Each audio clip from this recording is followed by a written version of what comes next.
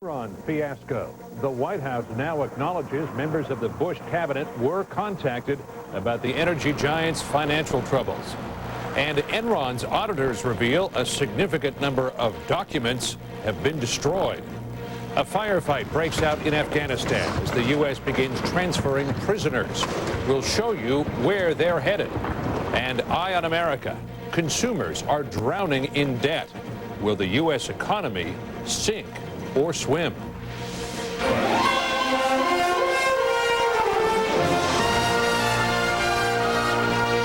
This is the CBS Evening News with Dan Rather. And good evening. Dan is on assignment tonight. I'm John Roberts. Just as the Justice Department is opening a criminal investigation into the collapse of the Enron Corporation, Enron's auditors revealed today that documents related to the company have been destroyed. More about that in a moment. But first, what did the Bush administration know about Enron's financial troubles? The White House acknowledged for the first time today that Enron contacted members of the president's cabinet, telling the Treasury Secretary the company was heading for bankruptcy, a collapse that cost many investors and Enron employees their life savings. We begin our coverage tonight with Bill Plant at the White House.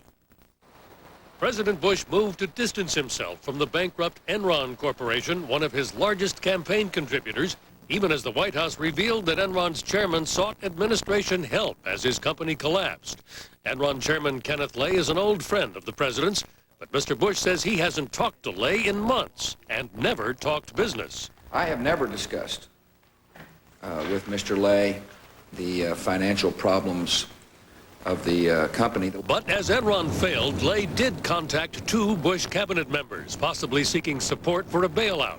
Lay made two phone calls to Treasury Secretary O'Neill and one to Commerce Secretary Evans, expressing concern about the effect Enron's problems might have on the economy.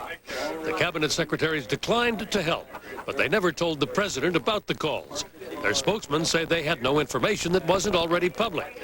Bill Allison of the Center for Public Integrity has been tracking the Enron bankruptcy. And to just sit on the information and do nothing is really hoping a problem will go away rather than dealing with it. The collapse of Enron stock cost thousands of employees their pensions, while Enron executives cashed in for big profits before the crash. Mr. Bush today ordered his economic team to see if anything can be done. And to come up with recommendations as to how to reform the system to make sure that people are not exposed to losing their life savings as a result of a bankruptcy, for example. Enron Chairman Lay has been a generous contributor. Lay donated more than $166,000 to Mr. Bush's various campaigns. The company and its employees have given Bush a total of $623,000.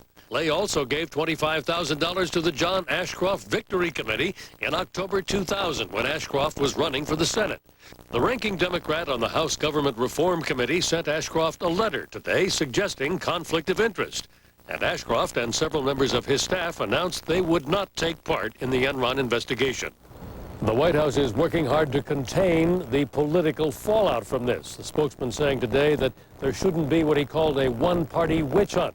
But with thousands of people hurting in the wake of the Enron collapse, you can be sure that members of both political parties will be demanding answers when Congress holds hearings next month. John? And Bill, late today, the entire U.S. Attorney's Office in Houston, where Enron is headquartered, recused itself from participating in this case. Among those investigators will be questioning is the accounting firm that audited Enron's books. CBS News correspondent Cheryl Atkinson has that part of the story tonight. Today, Enron's outside auditor Arthur Anderson dropped a bombshell almost as big as Enron's bankruptcy announcement. Anderson's employees disposed of a significant but undetermined number of electronic and paper documents and correspondence related to Enron. That news could expand the biggest corporate bankruptcy in history into the biggest accounting fraud case ever. Even the nation's former top accounting regulator is stunned. It's a very, very serious matter. And quite frankly, I would think that down the road could lead to criminal prosecution. I've never heard of a situation like this before. Critics say Anderson, the watchdog, may have become a lapdog, too cozy with management. Anderson earned $52 million, $1 million a week, working for Enron as independent auditor and internal consultant. It was Anderson that approved Enron's financial statements, which, as it turns out, concealed billions in losses and debt. They were intimately involved in structuring these transactions that have now turned out to be false. There's no question this is not a case of an innocent mistake. An Anderson executive denied that at congressional hearings and insisted there was no conflict of interest. We do not believe the fees we received compromised our independence. Some will disagree. The Enron scandal is the third in a string of financial disasters for Anderson. The firm allegedly signed off on incorrect financial statements for Sunbeam and for Waste Management, which later was found to have overstated profits by $1.4 billion.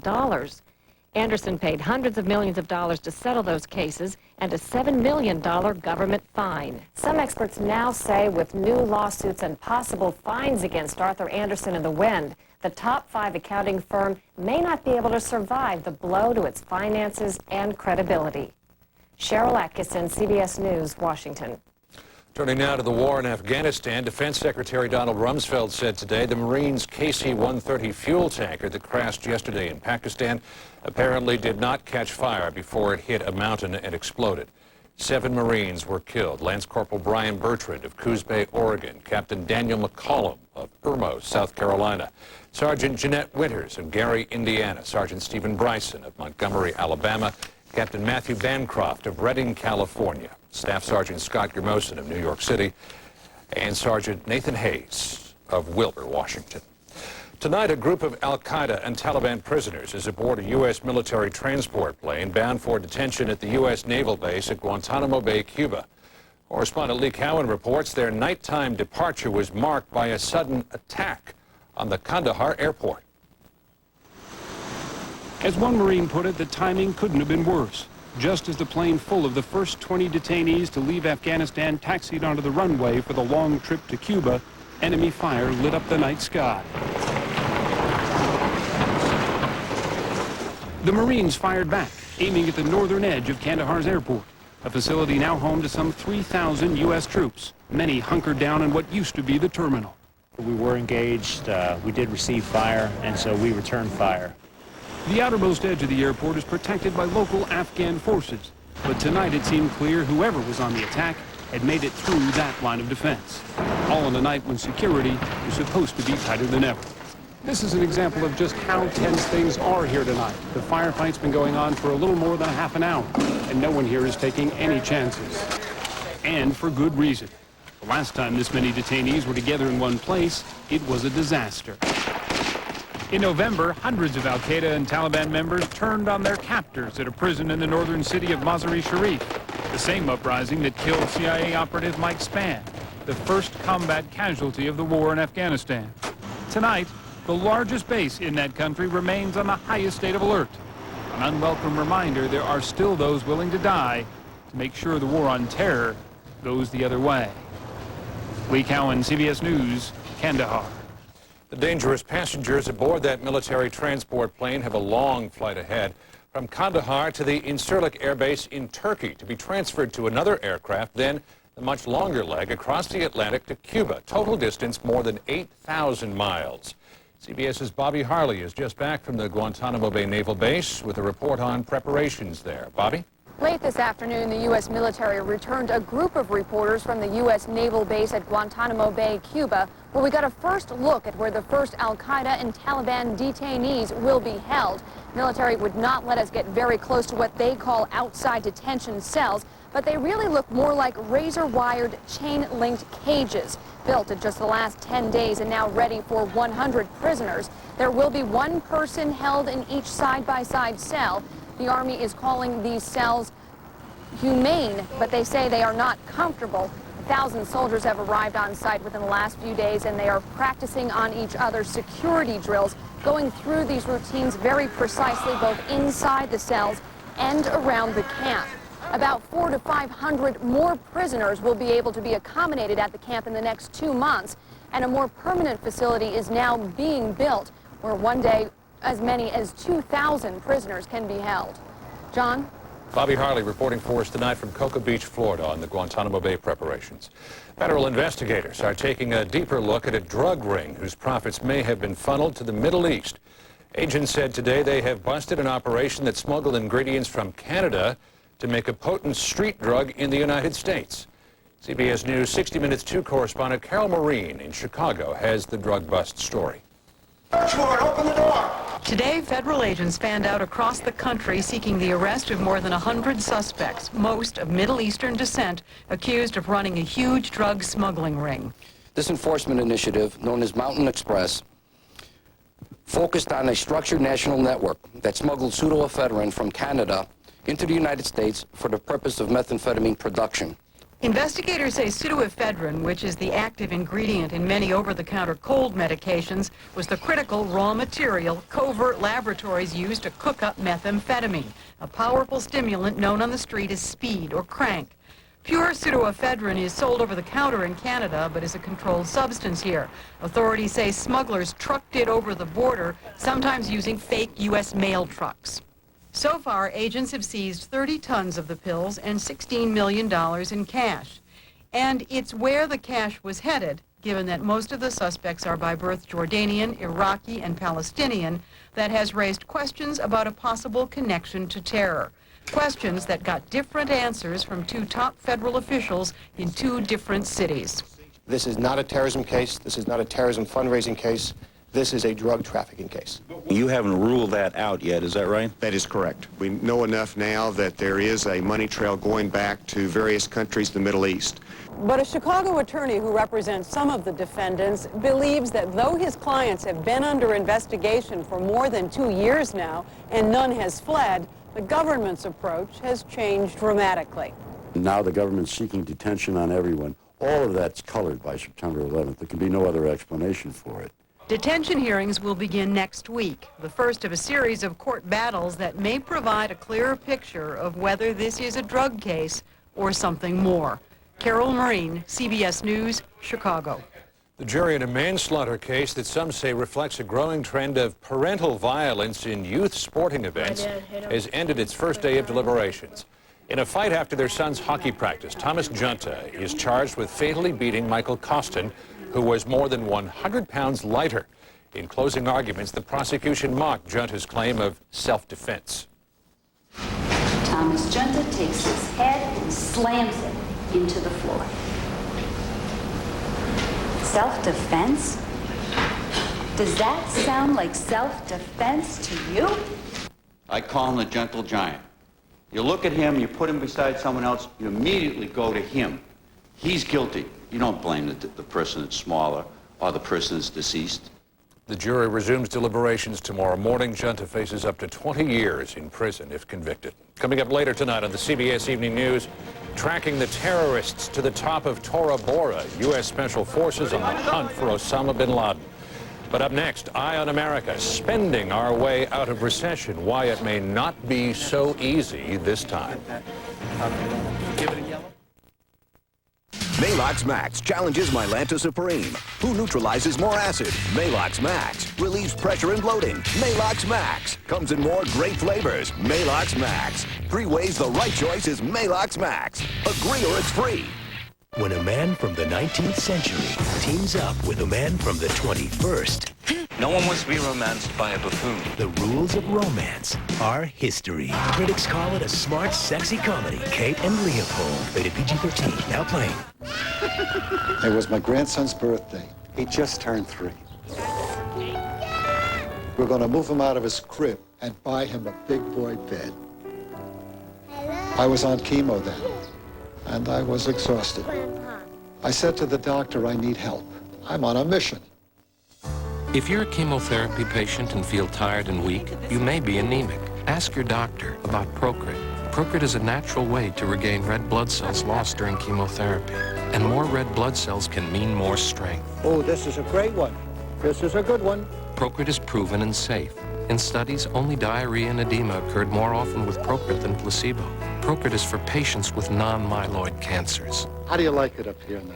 Good. Call now and learn how Procrit can help you get back the strength you need. See? What'd I tell you? Your strength for living. He takes a lot of energy, but I never get tired of him.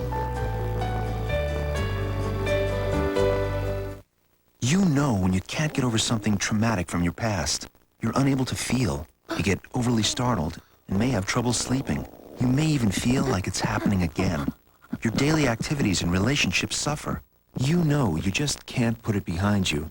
Now here's something you may not know. These are some symptoms of post-traumatic stress disorder, a serious medical condition affecting over 13 million Americans. While the cause is unknown, PTSD may be related to an imbalance of naturally occurring chemicals between nerve cells in the brain.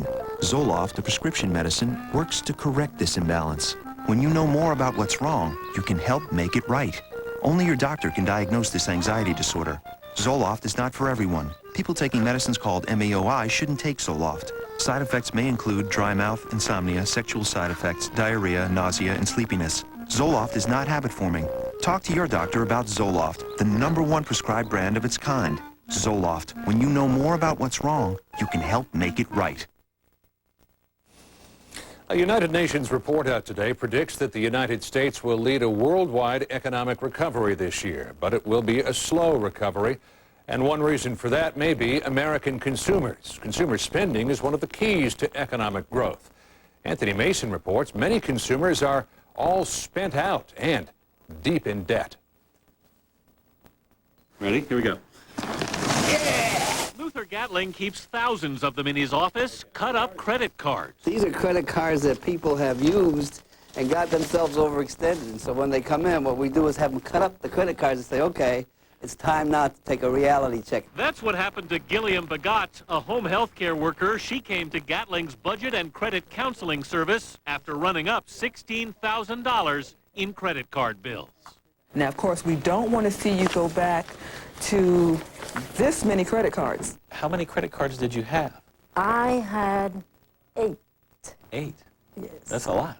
They send you a card and you're pre-approved. Yeah. You feel good. You have cards. You can shop, right? She's not alone. According to the Federal Reserve, Americans increased their borrowing by $20 billion in November, the fastest rate ever, and economists are concerned. I don't think the high consumer debt loads will undermine the recovery, but I do think it will be a significant weight on any recovery we do have. You charging it? Yes. Because shoppers weighted down by debt spend less money. And, says economist Mark Zandi, it's Americans below the median income who are in the most trouble.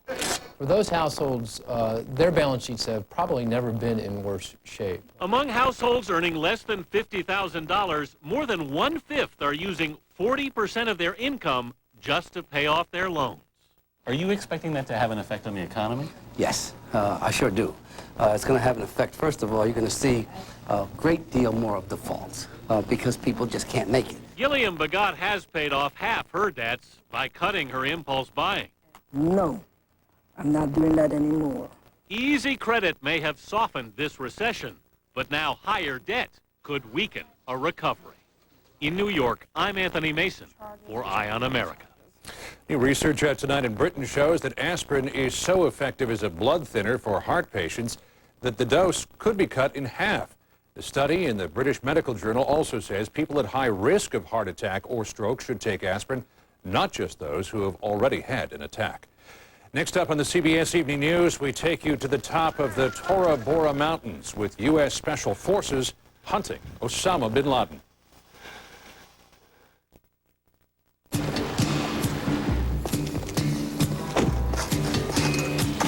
Change for $1. Sure. Introducing the all-new Chevy Avalanche.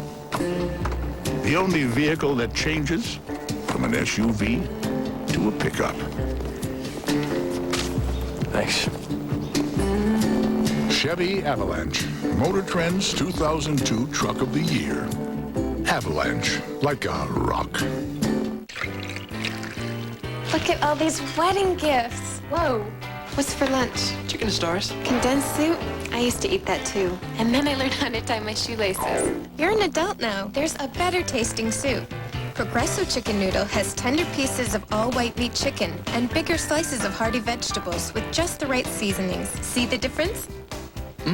This is better. See? Now, about this glass. It's time to go to the better taste of Progresso. I take care of myself. As a teacher, I know how important it is to learn as much as possible. So when I read that nearly 40% of women in their 60s have osteoporosis, I asked my doctor. Ask your doctor about a bone density test and if Fosamax once weekly is right for you.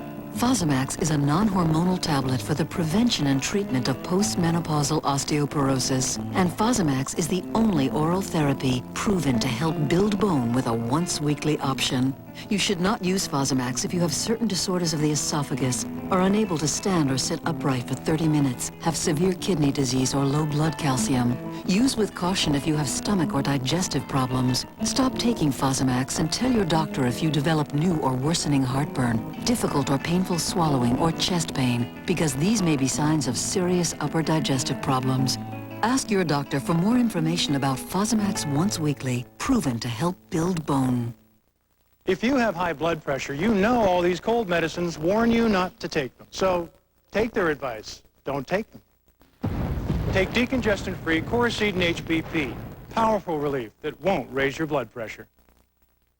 The more you live, the more a bladder control issue shouldn't hold you back. New Serenity Slender gives you 3 layers of protection. The core of super absorbers keeps you drier. New Serenity Slender. More protection, less bad. Now that's more you.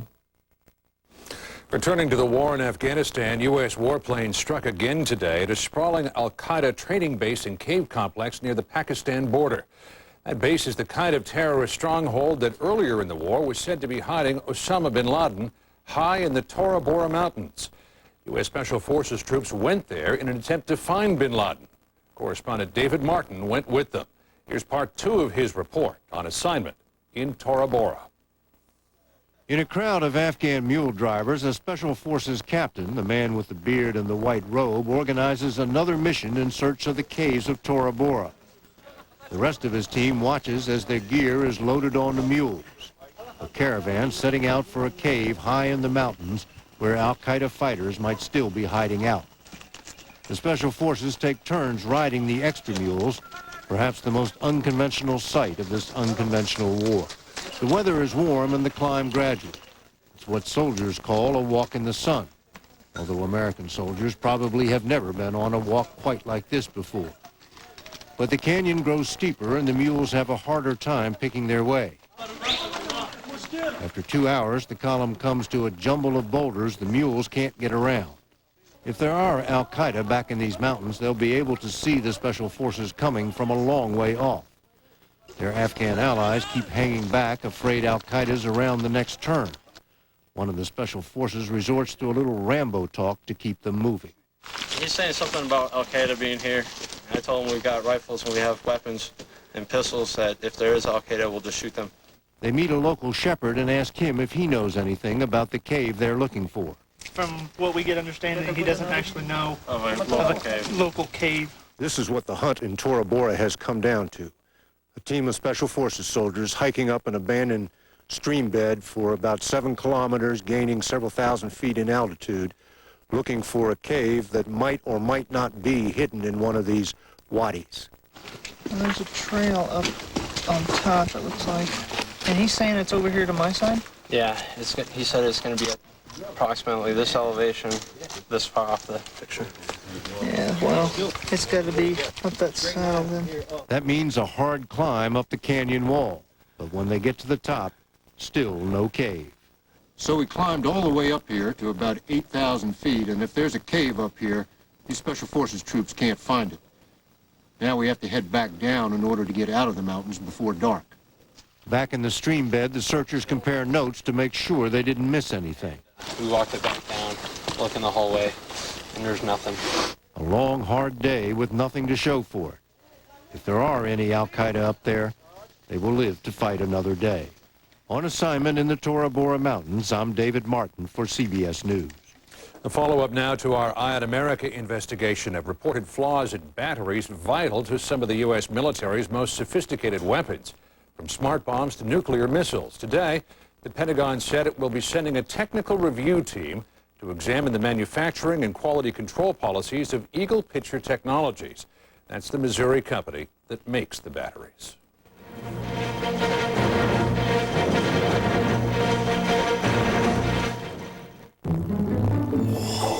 Abner, we're rich. We're rich? It's our new litter. It's got diamonds in it. Woohoo! Diamonds! What's a diamond? A diamond is a very valuable...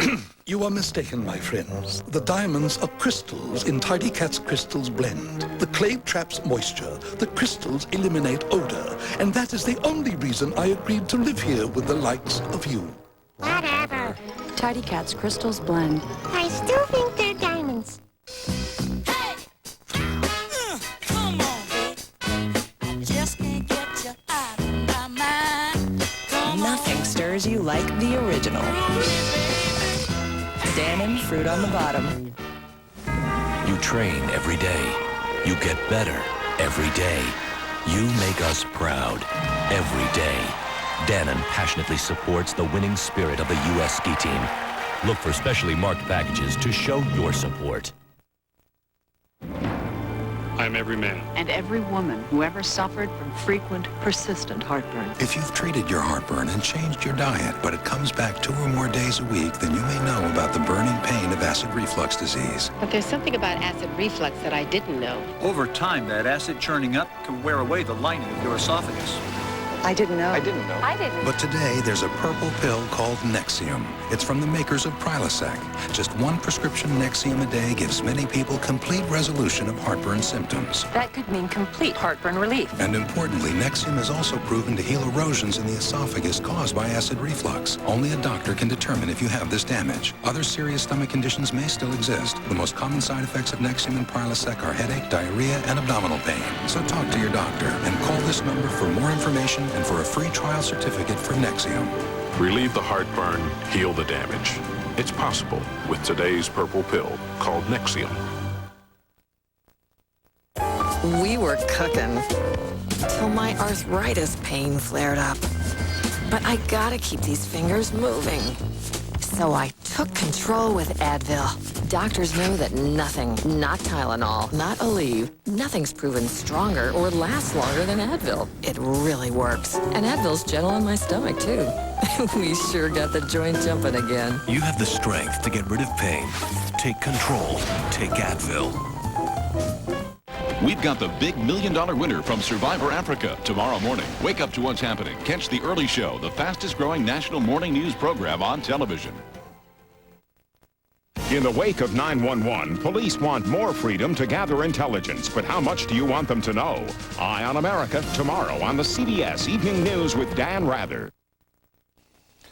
Time marches on. Tomorrow marks 4 months since the attack on America and the declaration of war against the terrorists behind it. Today, there was a memorial service at Fort Lewis in Washington State for one of the casualties of that war. Army Sergeant First Class Nathan Chapman, the first U.S. soldier killed by enemy fire in Afghanistan. Chapman leaves behind a wife and 2 children. And Todd Beamer, one of the passengers who fought the hijackers aboard United Airlines Flight 93, left a wife and 2 young sons when the plane crashed in Pennsylvania. Days later, a pregnant Lisa Beamer looked on as President Bush recognized Todd's heroism.